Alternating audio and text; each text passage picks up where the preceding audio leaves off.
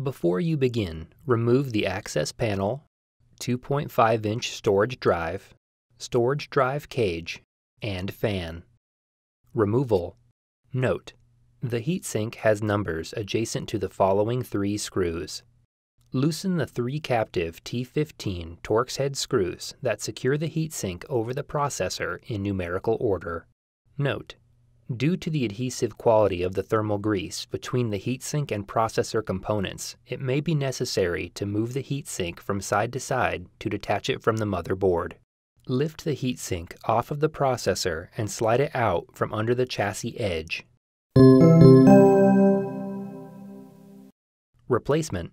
Using an alcohol swab, carefully remove the thermal grease from the heatsink and processor. Apply new thermal grease to the processor. Tow the heatsink under the chassis edge, align the screw holes on the heatsink with the standoffs on the motherboard, and place the heatsink into position.